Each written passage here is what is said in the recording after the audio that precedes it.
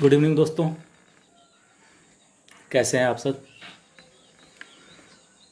आज फिर आप लोगों के समक्ष उपस्थित हैं शिक्षा शास्त्र का बहुत ही एक इम्पॉर्टेंट टॉपिक अभिप्रेरणा को लेकर। इसके पिछले क्लास में हम लोग पुनर्बलन पर चर्चा किए थे। अभिप्रेरणा शुरू हुआ था लेकिन किसी कारणवश हम लोग अभिप्रेरणा को पूरा नहीं कर सके। आज हम अभिप्रेरणा पर फिर से चर्चा करेंगे और कल जो बातें हुई थी उसके विषय में हम लोग फिर से एक बार रिवीजन कर लेंगे। कल हमने बात किया था आप लोगों से पुनर्बलन के विषय में। क्या है पुनर्बलन? हमने कहा था कि यह एक सुखदायी उद्दीपक है जिसकी उपस्थिति या विलगता से कार्य करने की आवृत्ति या अपेक्षित अनुक्रिया करने की आवृत्ति बढ़ जाती है। यह बात हमने कहा था। हमने यह भी बताया था कि पुनर्बलन दो तरह के होता है, ऋणात्मक पुनर्बलन और धनात्मक पुनर्बलन। ऋणात्मक पुनर्बलन के लिए मैंने कहा था कि यह इसमें भी अपेक्षित अनुक्रिया की आवृत्ति बढ़ जाती है, लेकिन सुखदायी उद्दीपक की या उद्दीपक की विलगता से, जब उद्दीपक को हम लोग दूर करते हैं तब का अपेक्षित अनुक्रिया करने की आवृत्ति बढ़ती है। और धनात्मक पुनर्बलन में उसे उपस्थित पे या उसके साथ रखने से उस सुखदायी उद्दीपक की अपेक्षित अनुक्रिया करने की आवृत्ति बढ़ जाती है। यहाँ तक हम बात किए थे। उसके बाद जो स्किनर महोदय ने उसके लिए जो शेड्यूल दिया है कि कौन सा पुनर्बलन सबसे अच्छा होगा, इस पे हमने चर्चा किया था। और एक बात ये चर्चा हुआ था कि दंड पुनर्बलन नहीं है। दंड वही उद्दीपक दंड भी हो सकता है और पुनर्बलन हो सकता है, लेकिन सदैव दंड पुनर्बलन नहीं होता है, क्योंकि दंड में अनुक्रिया की आवृत्ति को हम कम करते हैं। दंड देकर अनुक्रिया होने की आवृत्ति को कम करते हैं, लेकिन पुनर्बलन में हम सदैव अनुक्रिया को, जो अपेक्षित, जो हम कार्य करवाना चाहते हैं या कार्य करना चाहते हैं, उसकी आवृत्ति को बढ़ाते हैं। यहां तक हम कल कर चुके थे। आज हम चर्चा करेंगे। सबको नमस्कार, आशीर्वाद।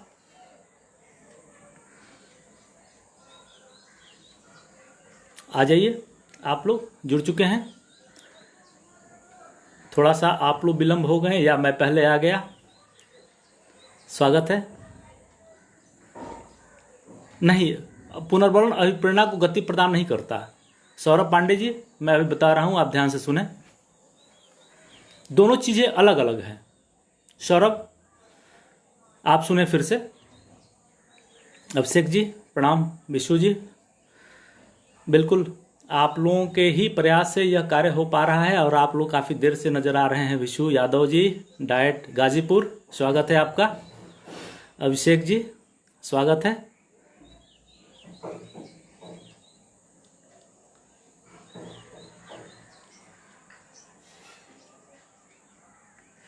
चलिए, सबका स्वागत है। सब लोग जुड़ चुके हैं।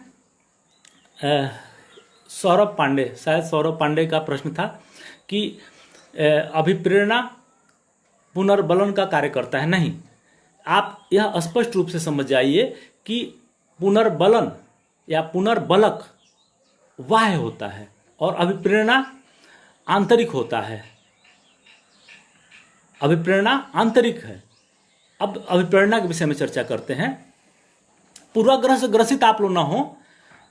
आपके पास, मैं इसीलिए इस टॉपिक को लेकर आया कि इसमें काफ़ी कन्फ्यूज़न है। बड़े दुर्भाग्य के साथ मुझे कहना पड़ रहा है कि काफ़ी शिक्षक जो भी शिक्षा शास्त्र पढ़ाते हैं उनमें भी ये कन्फ्यूज़न है। एक दूसरे को कोरिलेट कर देते हैं या नकारात्मक पुनर्बलन और दंड को एक मान लेते हैं। इसके वजह से ही मुझे इस टॉपिक को लेकर आना पड़ा कि कॉन्सेप्ट को बनाइए। कॉन्सेप्ट ठीक रहेगा तो प्रश्न गलती नहीं होंगे।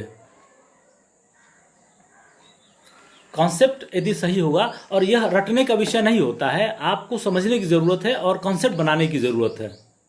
ध्यान से सुने।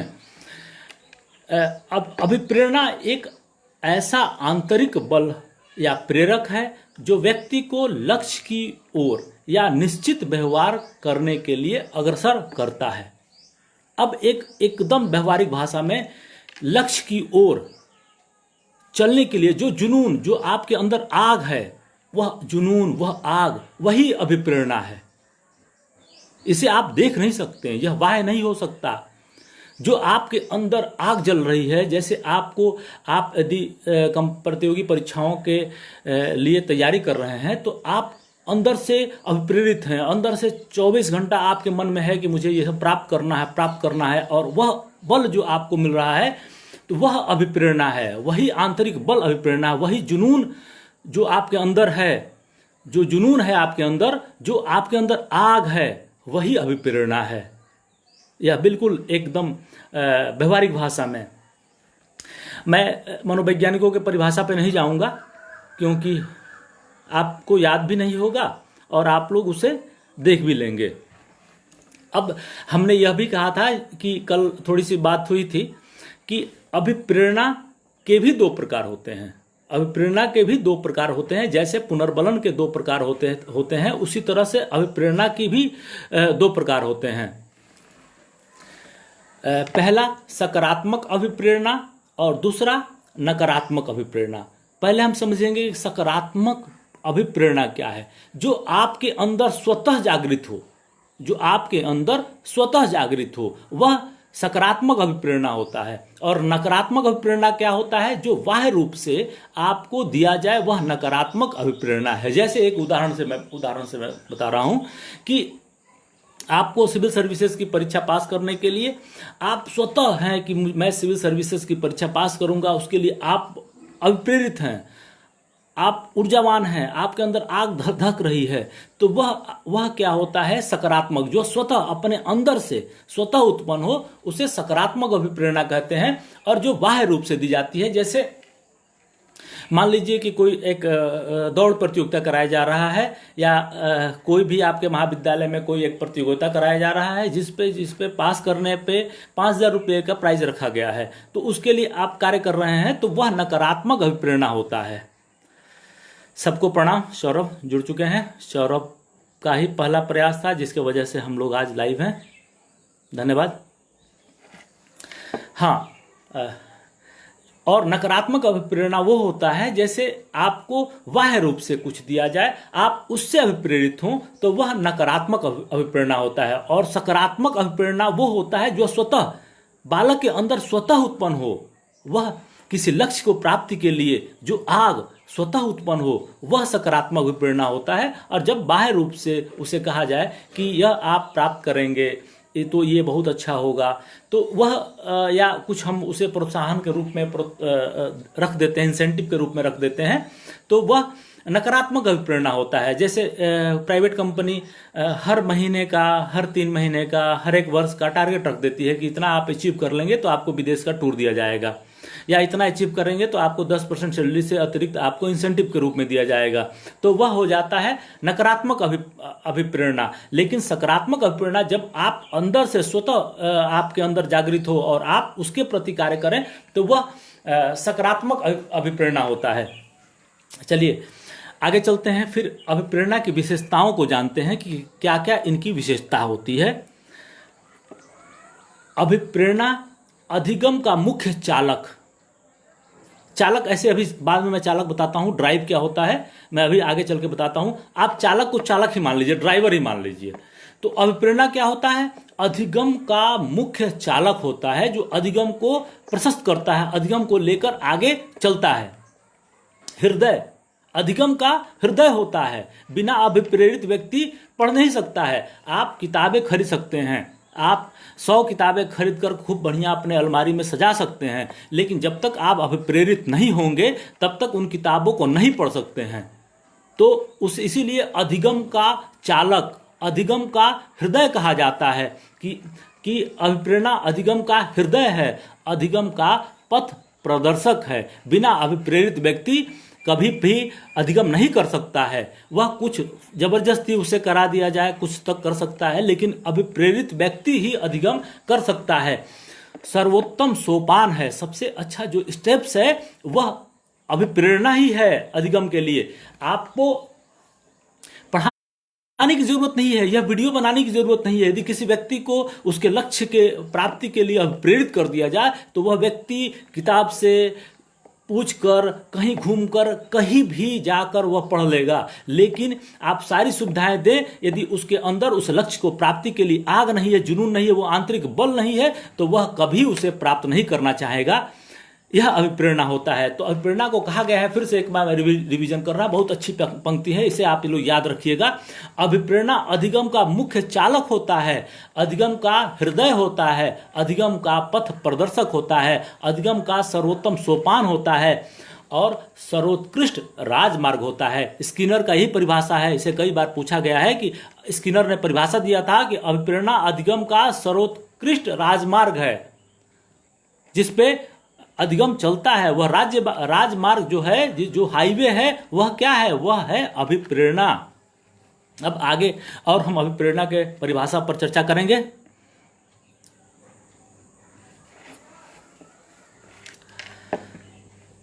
चलिए, और कौन कौन सी विशेषताएं होती हैं? आप लोग आपस में बात मत करिए। जो बड़ी बड़ी परिभाषा भी आप डाल दे रहे हैं, उसे मैं पढ़ नहीं पा रहा हूं, दूसरे लोग देख ले रहे हैं, मैं आगे निकल जा रहा है, तो आपका मेहनत बेकार हो जा रहा है। प्रश्न के लिए मैं समय देता हूं, उस समय आप लोग प्रश्न पूछिए। विशु जी, मुझे टैग कर दीजिए। मेरे का कुछ लोग हैं जिन्होंने कहा था, विशु जी यदि सुन रहे हो तो मुझे टैग कर दीजिए। चलिए आगे फिर बात करते हैं। अभिप्रेरणा में व्यक्ति का व्यवहार लक्ष्य से निर्देशित होता है। बिना लक्ष्य का व्यक्ति अभिप्रेरित नहीं हो सकता है। बिल्कुल बबीता, स्वीकार है, आशीर्वाद। आप लोगों को तो मौका मिलेगा, अभी मैं आप लोगों के साथ लाइव क्या सामने आमने भी हम लोग अध्ययन अध्यापन करेंगे। चलिए, अभिप्रेरित व्यवहार लक्ष्य निर्देशित होता है। बिना लक्ष्य का अभिप्रेरित व्यवहार नहीं हो सकता है। वो सदैव लक्ष्य के प्रति कार्यरत रहता है। आगे, अभिप्रेरित व्यक्ति में निरंतरता होती है, कंटिन्यूटी होती है। जैसे जो अभिप्रेरित नहीं है, अब एक मैं एग्जांपल दूं कि आपको टीचर बनना है। मैं मानकर चल रहा हूं, सबको जिनको जिस क्षेत्र में जाना हो, मैं यह मान के चलता हूं कि यह ग्रुप है तो इसमें सबको टीचर ही बनना है। डीएलएड जो कर रहे हैं सब टीचर बनना चाहते हैं, ठीक है। यह मैं मानकर आपको उदाहरण दे रहा हूं। यदि आपको टीचर बनना है, यदि आपका व्यवहार अभिप्रेरित है, तो आप में निरंतरता होगी। आपका डाइट बंद है या कॉलेज बंद है, तब भी आप पढ़ते रहेंगे। लेकिन यदि आपका व्यवहार अभिप्रेरित नहीं है, तो आप सोचेंगे कि परीक्षा तो काफ़ी दिन है, 6 महीने के बाद लॉकडाउन खुलेगा कि परीक्षा होगा, तब जाकर इकट्ठा मैं जल्दी जल्दी पढ़ लूँगा। लेकिन यदि आपका व्यवहार अभिप्रेरित है, तो आप अपने लक्ष्य के प्रति निरंतर कार्य करते रहेंगे। आप अपने लक्ष्य के प्रति, लक्ष्य को प्राप्त करने के लिए निरंतर कार्य करते रहेंगे। आपकी व्यवहार निरंतरता होगी। तो इसलिए अभिप्रेरणा की एक बहुत बड़ी विशेषता है कि अभिप्रेरित व्यक्ति के कार्य में निरंतरता होती है। यह उसका अगला विशेषता है। अब आगे, ऊर्जा परिवर्तन होता है। अभिप्रेरित व्यवहार में ऊर्जा परिवर्तन होता है। देखिए कैसे, जैसे मान लीजिए कोई वैकेंसी आई, 10,000 वैकेंसी आ गई, आप पढ़ना शुरू कर दिए। पूजा जी, अनुष्का, सबका स्वागत है। फरदीन खान चौधरी जी, बिल्कुल स्वागत है। चलिए, एक उदाहरण ऊर्जा परिवर्तन है। अभिप्रेरित व्यक्ति के व्यवहार में ऊर्जा परिवर्तन होता है, या अभिप्रेरणा ऊर्जा परिवर्तन है। कैसे, इसे देखते हैं कि कोई वैकेंसी आनी है जिसमें 10,000 का पोस्ट है। आप 4 घंटा रोज पुस्तक लाए, 4 घंटा रोज पढ़ना शुरू कर दिए। लेकिन 10 दिन के बाद पता चला कि वैकेंसी 1 लाख हो गई। वैकेंसी 1 लाख हो गई। तो आप खुद से आप इसको आनंद लीजिए कैसे ऊर्जा परिवर्तन है। आप अभी तक 10,000 वैकेंसी थी, तब आप 4 घंटा पढ़ते थे और संभावना बढ़ गई, लेकिन आपकी पढ़ाई 4 गुना हो गई। आप आज से 10 घंटा पढ़ने लगे क्योंकि आप अंदर से अभिप्रेरित हो गए। आपको लगता है कि मैं इस लक्ष्य को प्राप्त कर सकता हूं। तो यही ऊर्जा परिवर्तन है। जो ऊर्जा पहले थी अब उससे कहीं अधिक ऊर्जा हो गई। ठीक है, चलिए आगे चलते हैं।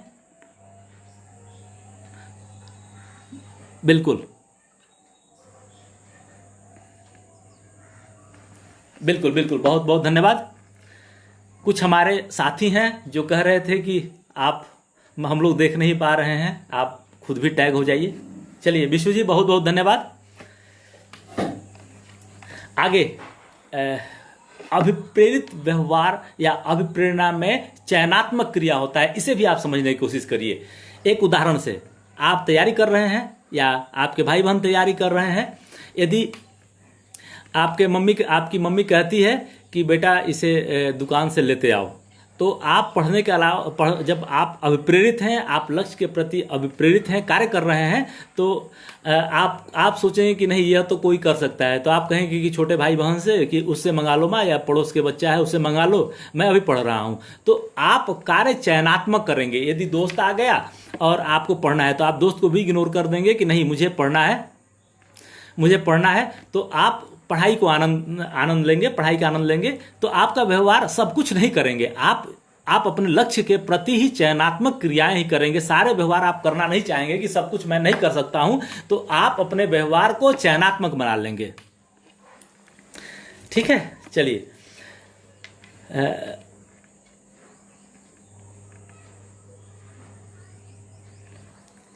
अभिप्रेरणा में व्यक्ति का भावनात्मकता उग्र हो जाता है, आप भावुक हो जाते हैं। अभिप्रेरणा में व्यक्ति भावुक हो जाता है, उनकी भावुकता उग्र हो जाता है। इसे भी ध्यान दें। उसे हमेशा आप जैसे आप खुद से अभी कुछ दिन पहले का मैं बहुत बढ़िया उदाहरण दे रहा हूं कि कैसे उग्र होता है भावना।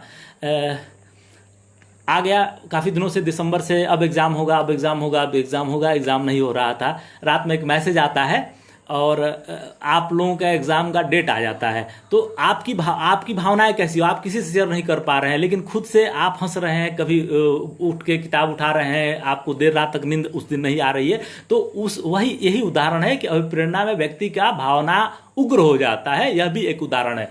तो ये उदाहरण आप समझ लीजिए। मैं एकदम व्यवहारिक भाषा में उदाहरण सहित आपको बताया हूं।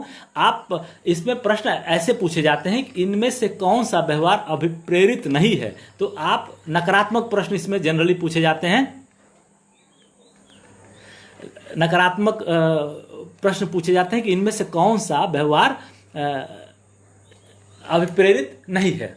बिल्कुल, मैं हमेशा आप लोगों के साथ हूं विशु जी, और यह केवल लॉकडाउन तक नहीं रहेगा, आगे वीडियो आती रहेगी और मैं आप लोगों से जुड़ा रहूँगा।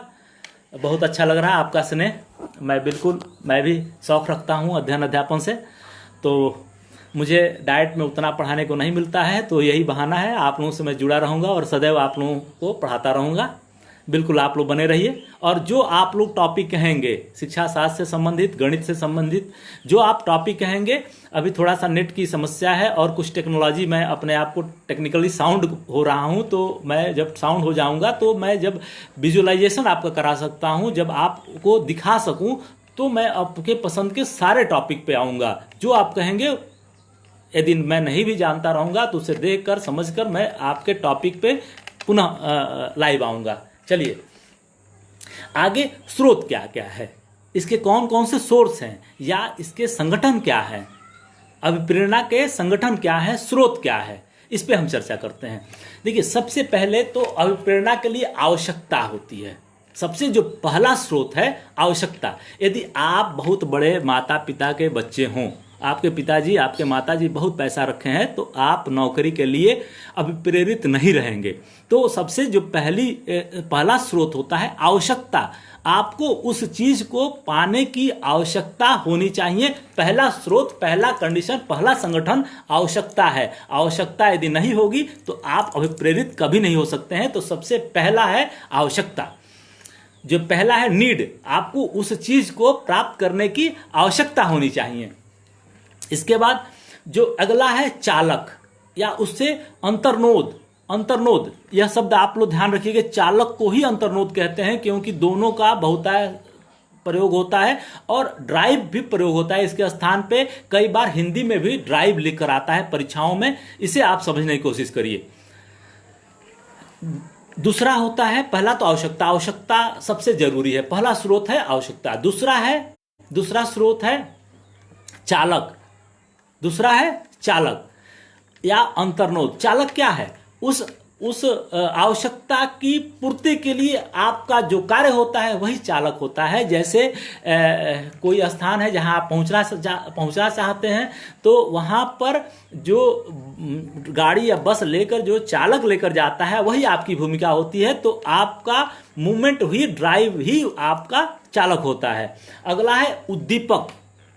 जैसे एक उदाहरण से समझते हैं, आपकी आवश्यकता है भोजन, आपकी आवश्यकता है भोजन, तो भोजन के प्राप्ति के लिए जो आप कार्य करते हैं वह चालक हो जाता है। और जब भोजन की प्राप्ति हो जाती है तो वह होता है उद्दीपक। उसी को प्रोत्साहन भी कहते हैं, उसी को इंसेंटिव भी कहते हैं, वह होता है उद्दीपक। तो तीसरा जो स्रोत है उद्दीपक है। पहला स्रोत होता है आवश्यकता, दूसरा स्रोत होता है चालक या अंतर्नोद, तीसरा स्रोत होता है उद्दीपक और चौथा होता है अभिप्रेरक।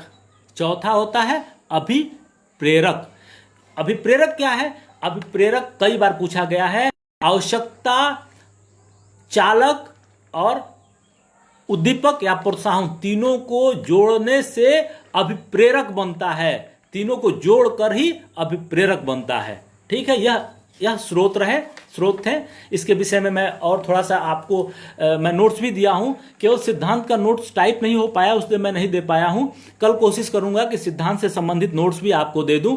अभिप्रेरणा का परिभाषा का नोट्स मैं दे दिया था, प्रकार का भी दे दिया था, और यह भी मैं दे दिया था। उसके जो सोर्स है या संगठन है उसको भी मैं दे दिया था।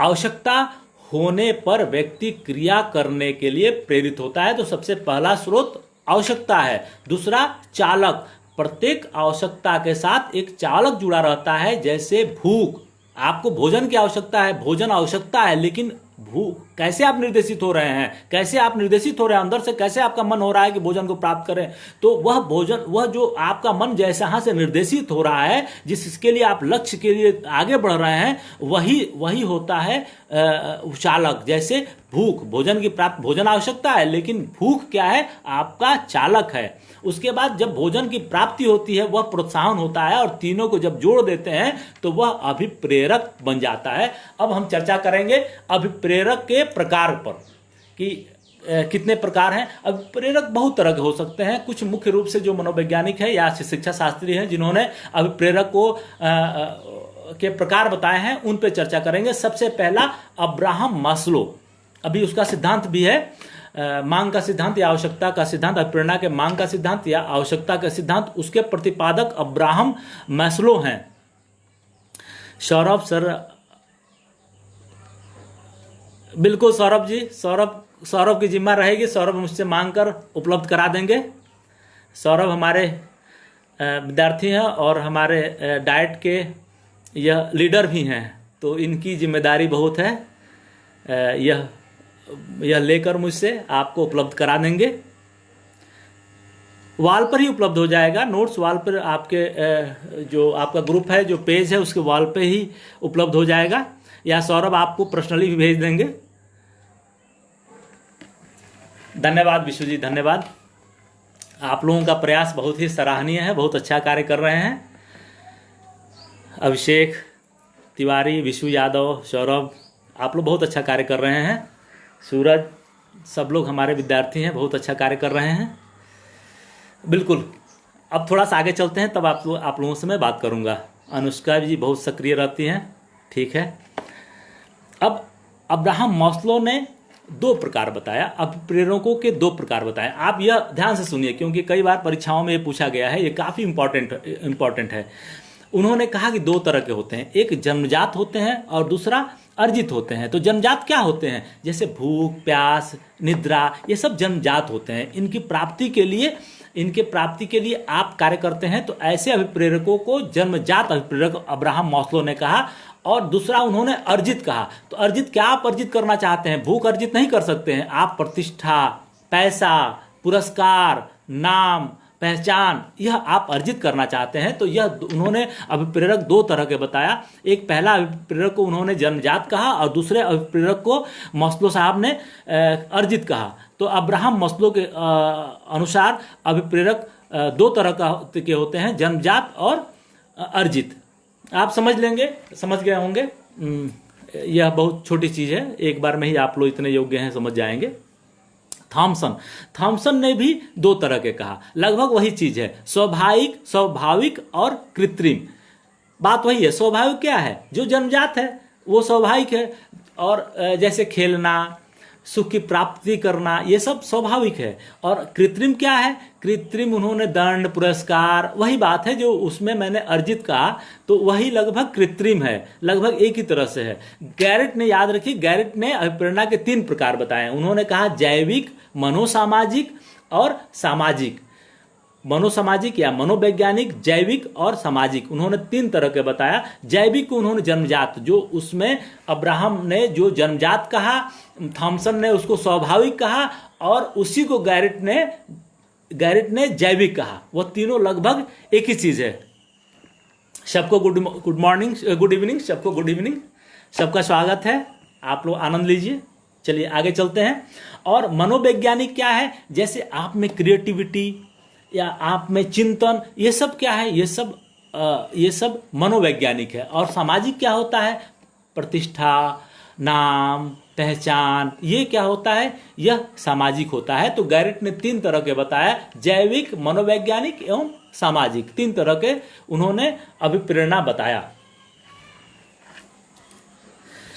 अभी समय है, थोड़ा सा सिद्धांत पे भी चर्चा कर लेते हैं। सिद्धांत को मैं समझा देता हूं आपको, मैं बता दूंगा कौन सा प्रश्न इसमें पूछा जाता है।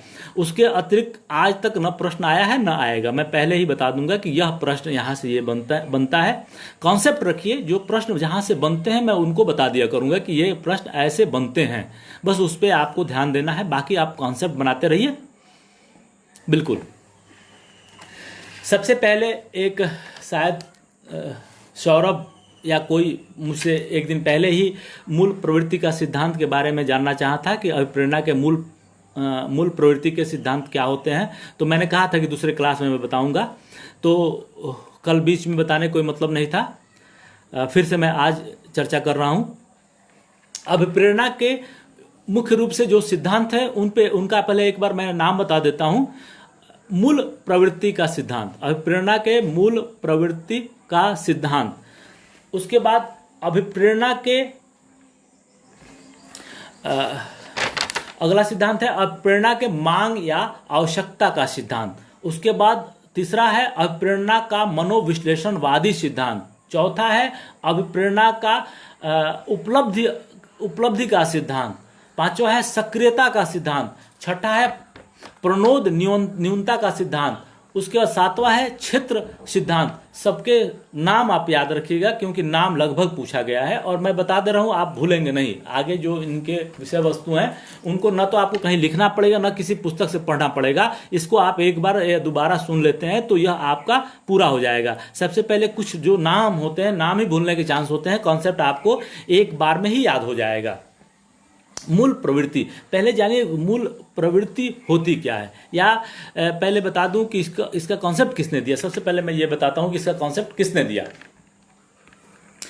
मूल प्रवृत्ति शब्द सबसे पहले आप जानिए विलियम जेम्स ने दिया था। सबसे पहले मूल प्रवृत्ति शब्द का प्रयोग विलियम जेम्स ने किया था। आप प्रश्न को ठीक से पढ़ लीजिएगा कि वो जानना क्या चाहे हैं,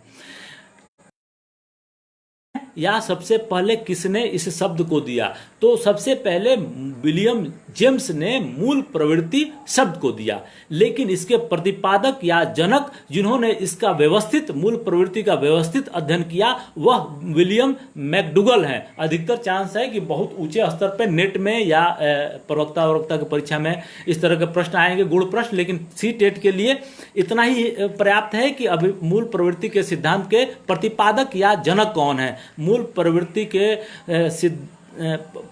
के सिद्धांत के प्रतिपादक या जनक विलियम मैकडूगल है। इनकी एक पुस्तक है, यह पूछी जा चुकी है, आउटलाइन ऑफ साइकोलॉजी।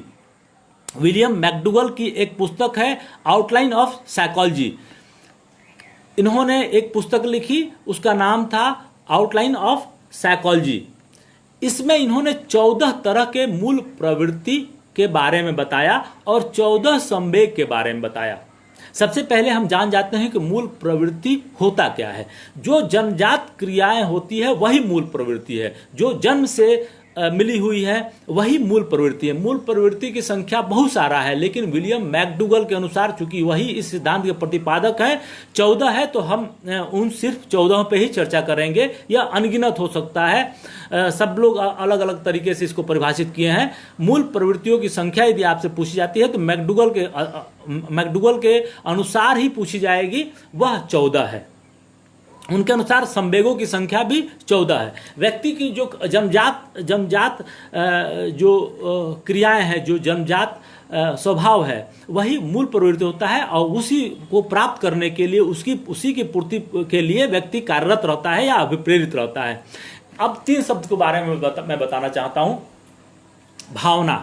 भावना क्या है, संवेग क्या है और मूल प्रवृत्ति क्या है।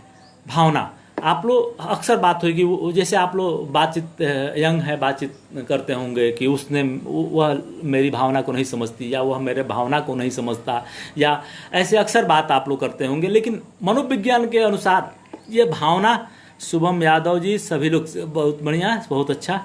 सौरभ, स्वागत है आपका।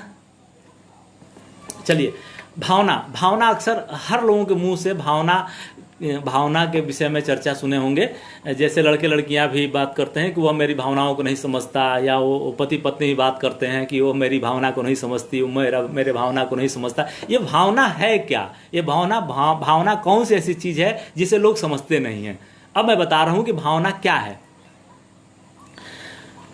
जो आपके मन के अंदर जो आपके विचार है, जो आंतरिक रूप से जो आपके विचार होते हैं, जो प्रकट नहीं हुए रहते हैं, वही भावना होते हैं। जो मस्तिष्क में उत्पन्न होने वाले विचार को ही भावना कहते हैं। जिसकी प्रकटीकरण या जिसका एक्सपोजर जो बाहर नहीं निकला होता है वही भावना होता है। यह सिद्धांत से संबंधित नहीं है, केवल मूल प्रवृत्ति को मैं समझाने के लिए भावना, संवेग और मूल प्रवृत्ति को 3 शब्द को मैं बता रहा हूं जो आपको जानना चाहिए, क्योंकि ये जीवन में भी इसका SN पटेल जी, स्वागत है आपका। यह शुभम यादव जी, गुड सर, धन्यवाद। ये भावना जो मस्तिष्क में जो विचार बनते हैं, जिसकी प्रकटीकरण जो बाहर नहीं निकला होता है वही भावना होता है। तो जो बाहर निकला नहीं तो लोग समझेंगे कैसे आपकी भावना को?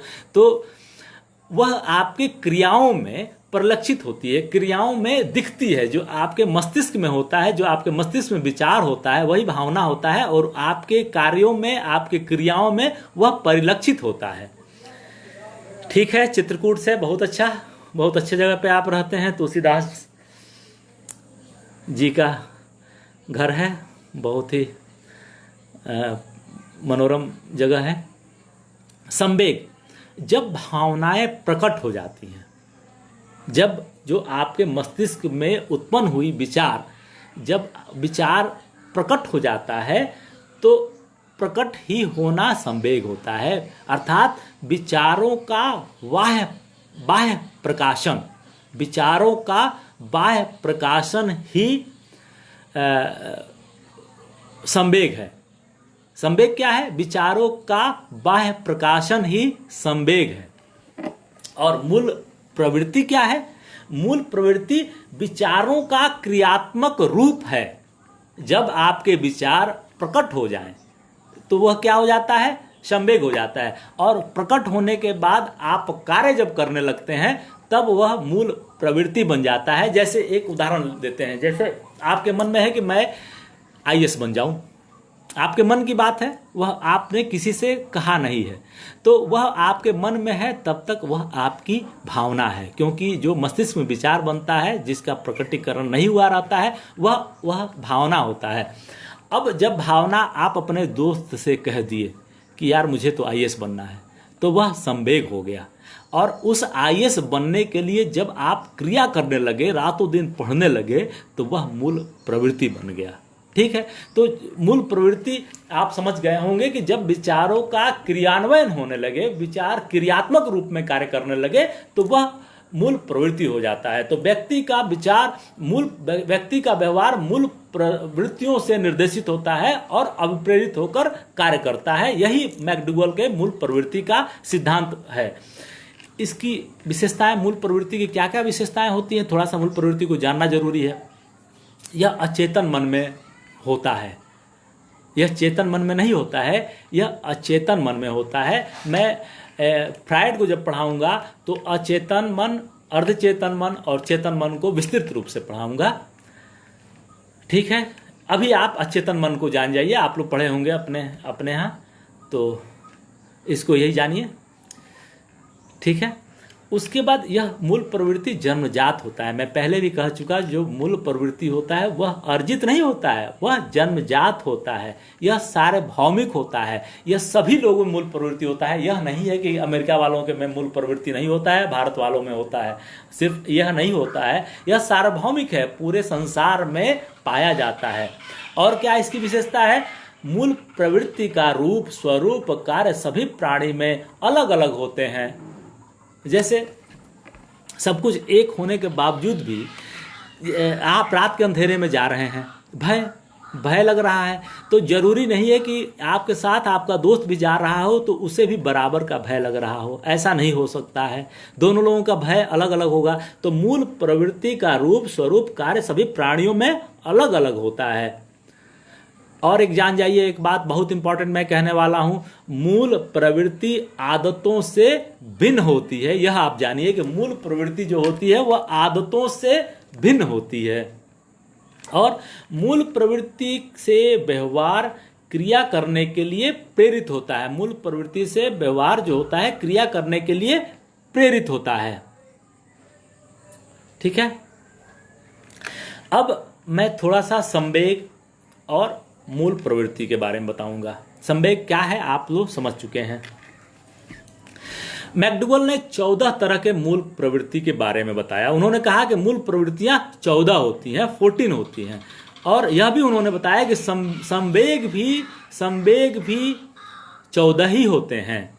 संवेग से मूल प्रवृत्ति का जन्म होता है, मूल प्रवृत्ति से संवेग का जन्म नहीं होता। मैंने आपको पहले ही एक बार बताया कि विचारों का प्रकटीकरण, बाह्य प्रकाशन संवेग है, और संवेग का क्रियात्मक रूप या विचारों का क्रियात्मक रूप मूल प्रवृत्ति है। तो संवेग के द्वारा मूल प्रवृत्ति का जन्म होता है, संवेग से मूल प्रवृत्ति का निर्माण होता है। यह कई बार प्रश्न पूछा गया है, इसलिए मैं इसके 14 को एक बार बता देता हूं। आपको याद नहीं करना पड़ेगा, एक बार आप सुन लेंगे, आपका बिल्कुल आप एक बार सुन लेंगे तो हमेशा आपको याद रहेगा। चलिए, जैसे देखिए, भय संवेग है। भय से मूल प्रवृत्ति होता है पलायन। आपकी मूल प्रवृत्ति पलायन में क्या होता है? भागना। तो भागना कैसे, किस संवेग से उत्पन्न होगा? भय से। तो भय से पलायन 4-5 है जो हमेशा बदल बदल के परीक्षाओं में पूछा जाता है। बिल्कुल। दूसरा, क्रोध। क्रोध उत्साह, युद्ध करने की इच्छा, उत्साह। क्रोध संवेग से उत्साह होती है। क्रोध आपको आएगा तो युद्ध करने की इच्छा होगी। क्रोध संवेग से युद्ध करने की उत्साह होती है, क्रोध करने से युद्ध करने की इच्छा होती है।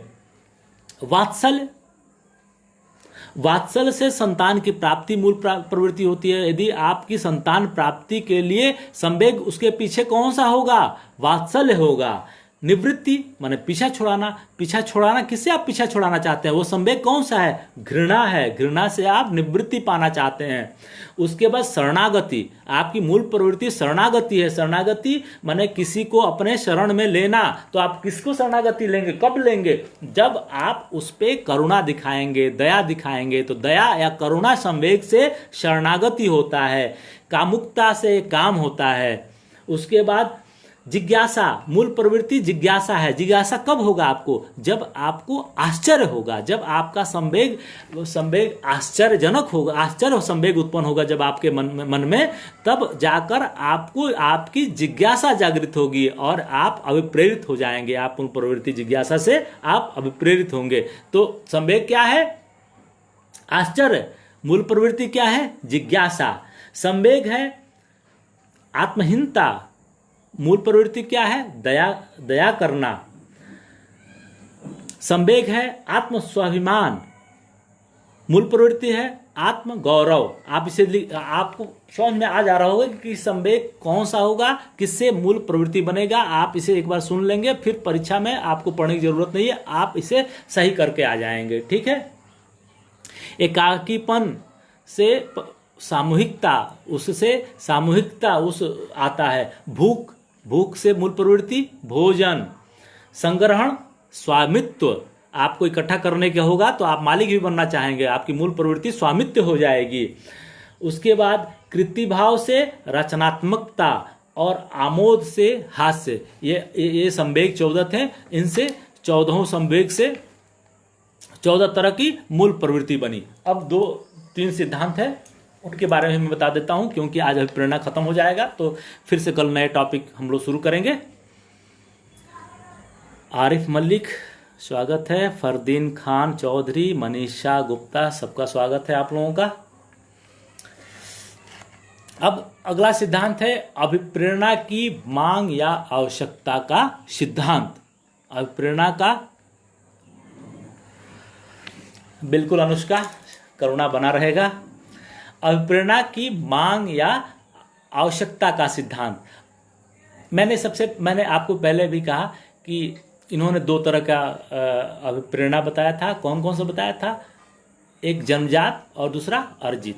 एक इन्होंने संप्रदाय का प्रतिपादन किया, जिसको मानवतावाद संप्रदाय कहते हैं। अब्राहम मैस्लो ने एक संप्रदाय का प्रतिपादन किया, जिसे मानवतावाद संप्रदाय, यह भी परीक्षाओं में पूछा गया है, जिसे मानवतावाद संप्रदाय कहते हैं। उन्होंने जीवन की 5 आवश्यकताओं के बारे में बताया। उन्होंने जीवन की 5 आवश्यकताओं के बारे में बताया। सबसे पहले उन्होंने कहा कि शारीरिक आवश्यकता होती है। हर व्यक्ति शारीरिक आवश्यकताओं की पूर्ति के लिए कार्य करता है या अभिप्रेरित होता है, उसके लिए कार्य करता है। जब उसकी शारीरिक आवश्यकताओं की या शारीरिक मांग की पूर्ति हो जाती है, तब सुरक्षा के लिए व्यक्ति प्रेरित होता है कि या उसके लिए कार्य करता है। जब सुरक्षा मिल जाता है तो समाज के लिए कार्य करता है, सामाजिक प्रतिष्ठा के लिए, समाजीकरण के लिए कार्य करता है। जब सामाजिक मांग पूरी हो जाती है व्यक्ति, तो सम्मान के लिए कार्य करता है, और सम्मान जब पूरी हो जाती है तो आत्मसिद्धि की मांग के लिए कार्य करता है। तो यह उन्होंने 5 तरह की आवश्यकता बताई। पहला शारीरिक आवश्यकता, दूसरा सुरक्षा की मांग, तीसरा समाज की मांग, चौथा सम्मान का मांग, उसके बाद आत्म सिद्धि का मांग। यह 5 तरह के उन्होंने जीवन की आवश्यकता बताई। हर व्यक्ति उससे ऊपर की आवश्यकता, जब वह आवश्यकता पूरी हो जाती है तो ऊपर के लिए कार्य करता है। जैसे आपको याद होगा, बहुत पहले भी एक फिल्म आई थी, रोटी कपड़ा और मकान। रोटी क्यों आवश्यकता है? क्योंकि वो जैविक आवश्यकता है, शारीरिक आवश्यकता। जीने के लिए रोटी की जरूरत है। यदि किसी व्यक्ति को रोटी मिल गया तो क्या चाहेगा कि शेल्टर मिल जाए, सुरक्षा मिल जाए। दूसरी आवश्यकता, सुरक्षा के लिए वो कार्य करेगा तो सोचेगा कि छत मिल जाए, उसके नीचे यदि पानी पड़े, बर्फ पड़े तो उससे सुरक्षा मिल जाए। जब सुरक्षा उसे मिल जाएगा तो सोचेगा समाज में थोड़ा सा अच्छा मकान बन जाए, कि समाज में हमें थोड़ा सा एक उठने बैठने लायक मैं हो जाऊं। जब समाज में व्यक्ति उठने बैठने लायक हो जाता है, तब क्या सोचता है कि मुझे सम्मान मिले, मैं नेता बन जाऊं या मैं एक सामाजिक प्राणी बन जाऊं, मुझे सम्मान मिले, मैं अच्छे पद पे चला जाऊं। तो वो सम्मान के लिए कार्य करता है। जब सम्मान भी मिल जाता है तो आत्मसिद्धि के लिए वो कार्य करता है, वो चरम उद्देश्य होता है। उसके बाद जब सम्मान भी मिल जाता है उसे, तो वह चरम सिद्धि के लिए सत्य के खोज में निकल पड़ता है, आत्मसिद्धि के लिए कार्य करना प्रारंभ कर देता है। तो उन्होंने कहा था, अब्राहम मैस्लो ने कहा था कि इन्हीं आवश्यकताओं के लिए व्यक्ति कार्य करता है। ठीक है, यह मांग का सिद्धांत है। इसका प्रतिपादन अब्राहम मैस्लो ने किया। उसके बाद दो और सिद्धांत हैं। 6 बज गया है, ज़्यादा तो नहीं हो जा रहा है? चलिए मैं 2 और बता दूंगा, थोड़ा सा केवल नाम जान जाइए। अभिप्रेरणा का मनोविश्लेषणात्मक सिद्धांत। जब भी मनोविश्लेषण की बात आएगी तो आप एक बार में याद रखिए सिगमंड फ्रायड। बस फ्रायड का नाम जरूरी है, बस एक बार फ्रायड को आप जान जाइए। जब भी मनोविश्लेषण की बात आती है तो फ्रायड का नाम आएगा। और 2 ये बहुत कठिन है। प्रणोद न्यूनता का सिद्धांत क्लार्क एल हल ने दिया था, और क्षेत्र सिद्धांत कर्ट एल लेविन ने दिया था। यही 5 सिद्धांत हैं। मैं फिर कभी किसी क्लास के बीच में से ये 3 सिद्धांत बता दूंगा, नहीं तो ज़्यादा हो जाएगा तो फिर आप लोग भी उब जाएंगे। चलिए, कोई प्रश्न हो आपके मन में तो आप पूछ सकते हैं। अब प्रश्न पूछ सकते हैं, अब बात कर सकते हैं। मैं अब आपका कमेंट ही देख रहा हूँ। त्रिभुवन बुद्ध बौद्ध, अभिप्रेरणा पढ़ा रहा हूँ।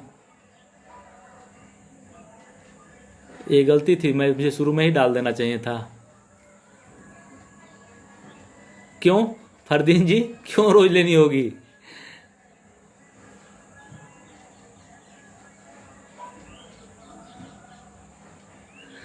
मैं रोज रहूँगा, समय चेंज हो सकता है, लेकिन मैं कोशिश करूँगा कि अक्सर मैं आप लोगों के सामने लाइव रहूँ।